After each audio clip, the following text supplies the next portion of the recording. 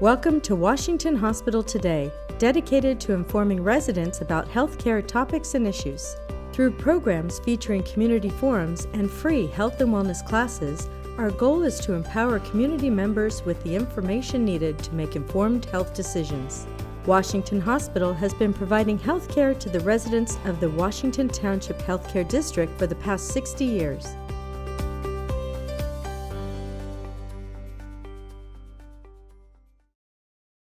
Today's presenter is Dr. Victoria Leiphart.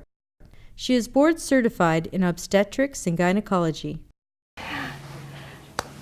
All animals sleep, but only mammals and birds have what we call REM sleep. That's rapid eye motion sleep.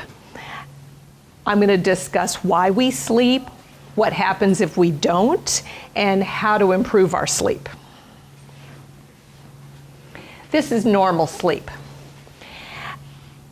The stage one is that you don't even know you're asleep if somebody wakes you up. That's that, oh, I'm just resting my eyes stage of sleep. Unfortunately, if you hit that stage of sleep in the evening, it then prevents you from feeling sleepy when it's time to go to bed. So if you doze off in front of the TV, you have a harder time falling asleep later. About half of your time in sleep is stage 2 sleep. That is the sleep that sleeping pills improve. Deep sleep is about 10 to 20% of sleep in adults. It's 50% in babies, and it decreases with age. By the time you're 40, you only have 60% as much deep sleep as you did as a baby, and by the time you're in your 70s, your deep sleep is reduced by 80%. So when adults that are middle-aged and older tell you they feel like they don't sleep as deeply, in fact, they do not. It's in this really deep sleep that you sleepwalk. And it's what we call slow wave sleep. And here's age, and stage 1's about the same through age, stage 2 is about the same. That slow wave sleep, that deep sleep, the stage 3 sleep, decreases steadily with age. And so we're spending very little time in REM sleep by the end of our lives. REM sleep stays pretty constant. This is a measure of the WASO, stands for wake after sleep onset. That means after you've fallen asleep, how much are you waking up? And we all know this increases with age, right? We wake up and go back to sleep, wake up and go back to sleep much more as middle-aged and older adults than we did when we were children and young adults. REM sleep is when you have the most intense dreams. You are completely paralyzed during REM sleep, so sleep apnea, if you suffer from that, tends to be worse. REM sleep is suppressed by alcohol, by sleeping pills, by antidepressants. So if you look at the way the normal sleep cycle goes, you get most of your deep sleep very early in the evening. This is hours 1 to 8. You get a little bit of REM sleep early in the evening, but most of your REM sleep, that intense dreaming, is really that last couple of hours of sleep. And a lot of adults don't get that last couple of hours of sleep. They're getting consistently about 6 hours of sleep. And missing out on this has significant adverse health effects, and we're going to talk about that. Why? Why do we sleep? It seems maladaptive. Why should animals and humans spend a third of their life asleep? What purpose does it serve? We'd be much more productive if we could be awake 24 hours. But that 16 hours that we spend awake is when we are in a reception mode. We're experiencing the world. We're receiving information. And in deep sleep, we're in reflection mode. We're storing our memories. We're strengthening our memories. If you don't get that deep sleep, your ability to process the information that you learned that day and be able to store those memories is weakened. And in REM sleep, your brain is integrating all that new information that you acquired during the day with your old information and is building a more accurate model of the world. And it's why babies really need that REM sleep, because they're learning so much. The hippocampus is the part of your brain that's like your short-term memory, that's like your USB. And the cerebral cortex is your hard drive. And during deep sleep, you're offloading that short-term memory into long-term. And if you don't get that deep sleep, you don't learn that information. You have better learning the day after you sleep. So if you learn a task and then are tested on it 8 hours later, if you learned it in the morning and are tested on it in the afternoon, you will not do nearly as well as if you learned it in the evening and are tested after 8 hours of sleep. So you have better recall the day after because of that process. And it's a myth that we need less sleep as we age. It's not a myth that we get less sleep as we age, but in fact it's a myth that we need less sleep. We actually do need the sleep. And there are plenty of people who tell you they don't need as much sleep, that they're naturally short sleepers. There's about 1% of the population that really does, in fact, need less sleep. And the other fraction of the population who believes that they need less sleep, they are just mistaken. I was always one of those. When I went through my OBGYN training, I was always of the sleep is for the weak, I'll sleep when I'm dead, slept 5 hours a night through my residency training. I have come to understand that was a bad thing. Why do we dream? What purpose do our dreams serve besides consolidating memory, solving problems? Normally in sleep, our stress hormone levels, our adrenaline is at a low state. And when we dream about painful experiences, traumatic experiences, we actually process them better and are able to work through our trauma and our grief. Part of what happens in people who have PTSD, post-traumatic stress disorder, is that even in sleep, they're in this high stress, high adrenaline mode. And so when they're processing their traumatic memories, they're processing them not in a calm brain, but a high stress brain. There are actually medications that you can give to lower those stress hormone levels that help treat PTSD and help change that brain state so that they can achieve the normal healing from trauma that happens with sleep. REM sleep also fine-tunes our ability to be empathic, to recognize emotion in other people. If we are sleep deprived, we are less emotionally intelligent and we are more suspicious of other people. This is not a good situation for teenagers who are often sleep deprived, for police officers who are sleep deprived, for doctors who are sleep deprived. You have better problem solving, as I said, after you've slept on something.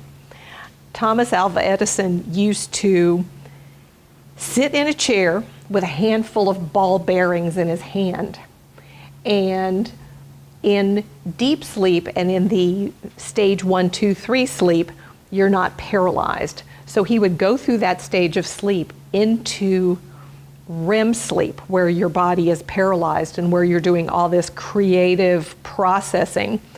And when he would become paralyzed, he would drop the ball bearings to the floor, and them pinging on the floor would wake him up. And he would write down whatever creative process was going on in his brain. And he said that actually helped with a lot of his inventions.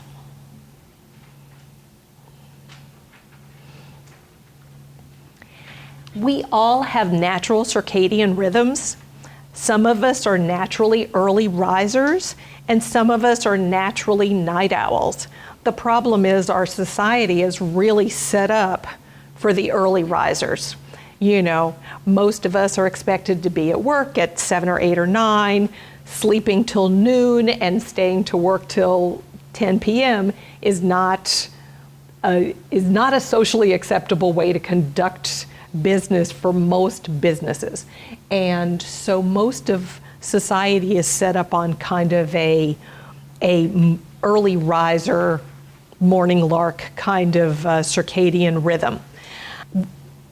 All parents of teens think their kids are just lazy and don't want to get out of bed, but in fact, teenagers have a circadian rhythm that is shifted about 2 hours from older adults. So telling a teenager to go to bed at 10 p.m. is like telling one of us to go to bed at 8 p.m. It's, even if they want to do it, even if they try to do it, they are set up for failure because their natural biological rhythm is so counter to that bedtime. And some schools are starting to realize this and do later starts. The average start time for high school is about 7:30. If you shift it to 8 or 8:30, you get a dramatic improvement in SAT test scores, in grades, a reduction in depression, a reduction in suicidality in teens, because teens are just not biologically suited to be up early in the morning. And they're much more likely to have school issues and mental health issues as a result of the chronic sleep deprivation. In Greece, they sort of accidentally did a social experiment when they stopped having prolonged afternoon siestas in government offices, banks, all of that. And they found that the rate of cardiovascular disease, once they eliminated that afternoon siesta, that rate of cardiovascular disease increased by 30% for white-collar workers and 60% for laborers, for blue-collar workers. And in the parts of Greece that maintained the siesta traditionally in these smaller rural areas, they did not see that increase in cardiovascular disease. There's one Greek island, Icaria, that still routinely has an afternoon siesta, and they have quadrupled the number of people who live to be over 90 years old. So with sleep, your sleep urge drops, but we all know we get that little urge to take a nap in the afternoon, but then we're alert in the evening, and then we have a more intense drive to sleep as the evening goes on. But our actual physical sleep need just rises steadily through the day and decreases once we sleep. Sleep problems are incredibly common. Insomnia is trouble falling asleep even when tired, and 30% of the population has insomnia sometimes. More common is insufficient sleep, not sleeping long enough or not having adequate sleep quality, so that daytime alertness and function is impaired. And about 29% of us routinely get 6 hours or less, which is significant reduction in adequate sleep. 2/3 of us have at least weekly sleep problems. So this is super, super common. This is called the SATED survey, and I can't remember exactly what SATED stands for, but it's SATED. And It's just 4 quick questions of to assess your sleep quality. Are you satisfied with your sleep? Do you stay awake all day without dozing off? Are you asleep between 2 and 4 a.m.? Do you spend less than 30 minutes awake? That includes the time to fall asleep and the time it takes to fall back to sleep after you've awakened. And do you sleep between 6 and 8 hours? I would actually change that to 7 to 8 hours, because 6 has been shown pretty clearly to be not enough. And this gives you a general measure of your overall sleep quality and where you fit on that spectrum. Sleeping 6 hours a night for 10 days is the same as staying up all night for one night as far as your cognitive function goes. We all know if we stay up all night, we're extremely impaired. We can't think straight. Our judgment is poor. Our motor function, our ability to do things is poor. Our ability to drive is poor. But if you do 6 hours a night for 10 days, you get the same impairment. And that does not plateau off. The longer you go without sleep, the more impaired you become. If you are awake for more than 16 hours, you start to get what are called micro sleeps. That's like when you're driving and you find yourself doing that, you've actually had a split second where you are actually asleep. And as soon as you've been up for more than 16 hours, you start to see an uptick in that. And the longer you're awake, the more often that happens. By the time you've been awake 17 to 19 hours, you're as impaired as if you had a blood alcohol level of 0.05, which is legally drunk in Europe. After you've been awake for 20 hours, you're as impaired as a blood alcohol of 0.08, which is legally drunk in this country. If you're sleep deprived, there are more workplace errors, there are more car accidents. If you've slept 5 hours the night before, your risk of having a car accident is tripled. If you slept less than 4 hours the night before, your risk of having a car accident is increased by 11-fold.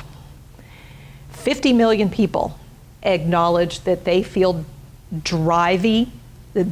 sleepy when driving at least once a month. Taking a power nap, 10 minutes, 20 minutes, 30 minutes, helps restore alertness and concentration, but it does not restore complex reasoning, your ability to have good judgment and make decisions, and your emotional stability. You still are less emotionally stable if you're sleep deprived. And again, this is not good for people who are chronically sleep deprived in their professions. Doctors and nurses, police officers, shift workers who are up at night. That power nap helps keep them awake, but it does not restore their full brain functioning. If you're chronically sleep deprived, you're more prone to develop depression, anxiety. You're more likely to be socially isolated. Part of that is that you're just too tired to go out with your friends. And you have a higher risk of suicide and drug use. This is especially true for young people. The risk of heart disease, having a heart attack, having angina, or having a stroke, is tripled if you sleep 6 hours a night or less.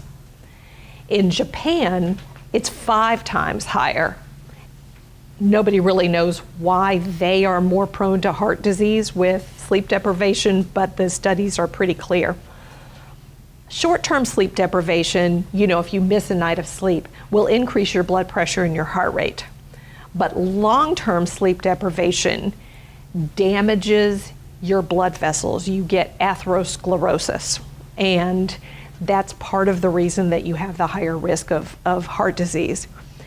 With daylight savings time, in the spring, when you lose an hour, your risk of having a heart attack the following day is doubled what it is normally. And in the fall, when you gain an hour, your risk of having a heart attack the following day is half what it would otherwise be on typically that day of the week, that month. Car accidents, same.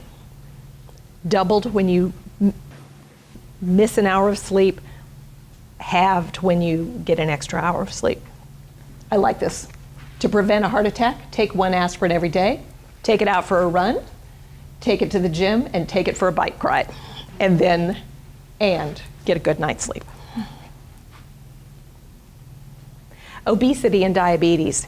This is one of many reasons why we as a society have become more obese over time. Sleep deprivation reduces leptin, which suppresses appetite, and increases ghrelin, which stimulates appetite. So you have more, you're hungrier if you're sleep deprived. Especially, you're more likely to eat junk food, the high calorie, high carbohydrate foods. If you're getting 5 to 6 hours of sleep a night, you typically will consume about 300 more calories a day, and this adds up to about 10 or 15 pounds in a year. You're also more likely to consume junk food even if you've had a full meal. If you feed somebody who's sleep deprived a 2,000 calorie meal, so they are plentiful, they're not hungry, and then offer them the opportunity to eat cookies, candy, chips, they will consume an additional 300 calories. Whereas if you offer that same thing to somebody who is not sleep deprived, they just don't consume the extra junk food calories because they're already full. Your risk of diabetes is 50% higher if you sleep less than 6 hours or more than 9. Nobody knows why more than 9. Over the short term, if you sleep 4 hours a day for a week and then have your blood tested, even if you're a perfectly healthy person with no diabetes and completely normal blood sugar, sleep deprivation for a week will put your blood test into the pre-diabetic range. Dementia. If nothing else convinces you that you should take your sleep more seriously, this should. In Alzheimer's, you accumulate amyloid, which is a sticky protein that accumulates in the brain that's responsible for deep sleep. And this prevents memory consolidation. Deep sleep helps clear out the amyloid, and this is one of the first parts of the brain to atrophy with age. So it's kind of a vicious cycle, because if you don't have good sleep habits and regularly get deep sleep, you accumulate more amyloid, and then the amyloid impairs your ability to get deep sleep. Chronic sleep deprivation increases your risk of dementia. And there's some evidence that for people who have impaired cognition, which is a precursor to dementia, and for people who have full-blown dementia, that if you treat their sleep disorders, you can delay the diagnosis of full-blown dementia, and you can slow the rate at which they have cognitive decline. Immunity. Your cellular immunity is adversely affected by sleep deprivation. They've done studies where they expose people to cold virus. Half of the group were sleep deprived and were only allowed to have 5 hours of sleep. Of that group, half of them got colds, half of that sleep deprived group. Of the group that was allowed to sleep for 8 hours, only 18% of them got colds. They've also done measured antibody response to flu shots. And if you are sleep deprived, you don't have as good an antibody response, which means the flu shot is not going to work as well for you. If you are not sleep deprived, you have a more vigorous immune response. One night of 4 hours of sleep reduces natural killer cells by 70%. Those cells are exactly what they sound like. They fight infection, and more importantly, they fight cancer. There is good evidence that chronic sleep deprivation increases your risk of cancer.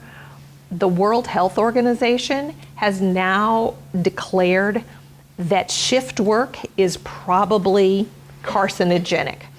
If you work night shift, where you are typically disrupting your circadian rhythm and are chronically sleep deprived, your risk of breast cancer, prostate cancer, and colon cancer is higher. In mice that are sleep deprived, mice that have cancers created, the ones that are sleep deprived have much more aggressive tumors, and the tumors spread more rapidly than the mice who are given adequate sleep. Beauty sleep. There really is such a thing. And I like, get at least 8 hours of sleep if you're of beauty sleep, 9 if you're ugly. Betty White. She is a national treasure. But somebody posted an article saying actress Betty White dies peacefully in her Los Angeles home, and she posted this the next day. At the breaking age of 95, actress Betty White woke up peacefully in her home. But here's the same woman, same time of day, same lighting, sleep deprived, not sleep deprived. So, all the cosmetics in the world will not do for you what 8 hours of sleep will do for you. So this is just kind of a summary slide of everything that I just said. That when you're sleep deprived, you're irritable, you don't think as well, you have memory lapses, your judgment is poor. If you're severely sleep deprived, you develop hallucinations, your immunity is impaired, your risk of diabetes and heart disease is impaired, and your risk of obesity is impaired as well. So, are you all convinced that you should sleep? So, what do we do? What do we do to have better sleep? This is what a lot of people end up doing. Of the prescription sleep aids, most of them fit into the benzodiazepines, which is like Ativan, lorazepam, and the non-benzodiazepines like Ambien, Lunesta, those drugs. All of those drugs improve stage 2 sleep. That's that intermediate sleep. There is no improvement in deep sleep, and there is actually a decrease in REM sleep. They are all habit forming, and unfortunately, when you stop them, you get rebound insomnia. Your insomnia is much worse when you stop taking these drugs than it was before you ever took them in the first place. There's a higher risk of death and cancer with Ambien. Nobody's sure exactly why. And because of that suppression of REM sleep, these drugs suppress that normal overnight learning that happens. Melatonin can help reset your circadian rhythm. So if you're traveling, especially if you're traveling across time zones, melatonin can be helpful. It does nothing, not a thing, for insomnia. So if you're laying in bed and pop a melatonin, it does nothing. It's a placebo effect. And it does nothing to help prevent you from waking up in the middle of the night. It just helps reset the circadian rhythm if you're traveling. Alcohol, a lot of people have a drink at nighttime. They feel as though it helps them fall asleep. It does help you fall asleep a little bit more quickly, but it significantly suppresses REM sleep, And the waking up through the night happens more if you've had alcohol beforehand. And it even affects the learning that you do before you've had the alcohol. So if you learn something on it during the day, then have a drink that night and then sleep, even have a drink 2 or 3 days later and then sleep, you forget more than if you were sober. So it affects your ability to form memories, and not just the day after, but for 2 or 3 days after. Sleep hygiene. This is similar to what I gave to all of you.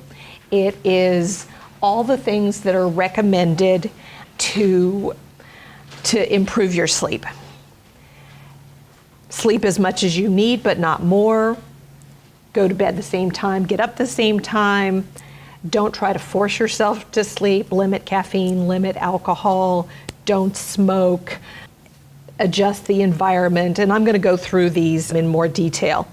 And get some exercise, but not immediately before. And the biggest one is avoid prolonged use of phones and reading devices that give off light before bed, because this impairs your ability to fall asleep. Limiting screen time is really the key. If you read with an iPad versus a book, your brain only produces half as much melatonin, and that release is delayed by several hours. So you will not be able to fall asleep, and you won't be able to stay asleep if you've been looking at a screen, looking at a phone, looking at a TV, looking at an iPad, looking at a laptop. And so the recommendation is that you should stop screen time at least 30 minutes, but preferably an hour before bedtime. And it's thought to be that blue light from the screens and from the TV that impairs that melatonin. So in your bedroom, if you have other electronic devices or alarm clocks that have blue lights in them, even one little dot of blue light across the room is enough to suppress your melatonin. And so some phones and some readers have the ability to shift the color spectrum so that it's a more brown or sepia toned color spectrum instead of a more blue color spectrum, and this is probably helpful. And so some phones, you can put them in nighttime mode and they shift color. That's probably helpful, but a lot of it is just psychologically getting ready for bed, because we tend to be awake and thinking about politics and thinking about our email and all of that if we are doing that screen time. It takes days for if you've got that melatonin shift because of the blue light exposure, it takes several days for your circadian rhythm to shift back to normal of one night of late night TV or late night computer time. But, and this is so true for so many people. Some people can't sleep because they have insomnia. I can't sleep because I have an internet connection. And my patients tell me all the time, it's like, oh, let me just look at one more Pinterest page. And this is a huge problem for teenagers who already are having sleep issues. They all sleep with their phone right next to them, sometimes in bed, and they are waking up in the night to look at text, to look at posts, all of that. And so this is not helping. The smartest thing to do is to not have the phone in the bedroom. That can be a difficult issue with a teenager. Sleep environment. Ideally, your bedroom should be cold. Not Arctic cold, but about 65 degrees is ideal. And it for sure should not be above 75 or below 55, but around 65 is the ideal bedroom temperature. We all sleep better if the room is a little bit cold. The room should be dark. You should have sufficient curtains to block out ambient light. The room should be quiet. I have to tell you, my sleep quality has dramatically improved since I started sleeping with earplugs. You can also sleep with an eye mask, to get that darkness. And some people have like a white noise machine or something that will play nature sounds like rain or running water or something that gives you that sort of constant background noise so you're not disrupted by ambient noise in the house or outside the house. You should not have a clock, because what happens if you've got a clock that you're staring at, you're like, oh no, it's 4 a.m. If I can get to sleep in the next 5 minutes, I can get 2 more hours.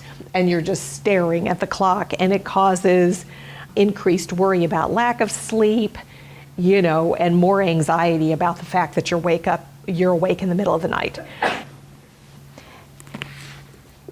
Dr. Walker recommends that you don't use a snooze alarm, because when that alarm goes off, your heart rate goes up, your cardiovascular stress goes up, and he says, why would you keep doing that to yourself every 10 minutes that you have this, cardiac stressful event? But that's one habit I haven't been able to break.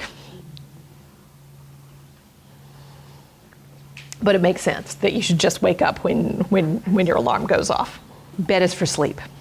A lot of people sit with their laptop or doing craft projects or eating or watching TV in the bed, and your brain and your body learn that the bed is for craft projects and to sit and have a meal and to watch TV, and your brain does not get the message that the bed is for sleep and sex. That's it. There should be only 2 reasons to be in bed. And of course, anxiety. This is the major reason my patients tell me that they have trouble with sleep, that they're worried about work, they're worried about their kids, they're worried about their parents, that they're just laying there stressing and stressing and stressing and stressing about all those things. And of course, anxiety about lack of sleep makes it worse. So, this is why melatonin doesn't work, because it does nothing to calm your mind and deal with the worries. And so there are a lot of techniques that you can use to deal with these worries. You can try meditation and prayer at bedtime. You can do some gentle yoga just before bed. You can write a journal where you write down your worries and close that book and say, I'll think about that tomorrow, the Scarlett O'Hara way of dealing with things. And all those can be helpful. But everyone has to sort of find what works for them to be able to calm their mind and turn off that anxious brain. If you're laying in bed and can't fall asleep, the worst thing you can do is lay there for hours and hours and hours and stare at the clock going, oh, I can't fall asleep, I can't fall asleep, I can't fall asleep. If you have not fallen asleep after 20 to 30 minutes, you should get up, read, do something quiet. Don't do something active. Don't get up and eat, don't get up and do housework, don't get up and watch TV. Do something quiet until you feel sleepy again, and then return to bed. And even if you're up in the middle of the night, you should set an alarm and get up at the same time every single day. Eventually, what will happen is your body will become adequately sleep deprived for you to sleep through the night. And this is, the recommended way to sort of break an insomnia cycle. The problem is that for the short term, while you're trying to do this, you're running sleep restricted and sleep deprived, so you have to be mindful that, when you're driving or making decisions or any of those things. The thing that actually works the best and works better than sleep aids is cognitive behavioral therapy. A lot of people develop a lot of negative thought patterns about how sleep is disrupting their lives and how they have they can't sleep, there's something wrong with them. And CBT insomnia, cognitive behavioral therapy for insomnia, trains them to reframe the way that they think and the way that they deal emotionally with their sleep issues. And light therapy works, natural light therapy, like having a window in your office or having a light box, particularly if you're exposed to light in the morning. So taking a walk in the morning where you're exposed to the light will help you sleep better later that night. Being exposed to a light box, being exposed to a window with outdoor natural light in the morning helps you sleep better that night. And as I mentioned, progressive relaxation techniques, meditation techniques, prayer, anything that calms your mind can be helpful. Maybe acupuncture might be helpful as well. I encourage all of my patients who have sleep issues to create some kind of nightly ritual so that you do the same thing at the same time every single night, and it becomes your message to your brain and your body that it is time for bed, it is time to go to sleep. And that is different for everyone else. Warm bath, herbal tea, snuggle with a pet, read a book. For me, it's crawling into bed, reading for half an hour with a cat sitting on my chest. I'm in bed at 10 o'clock, I'm asleep at 10:30. And my cat knows the ritual. And my final slide, if all else fails,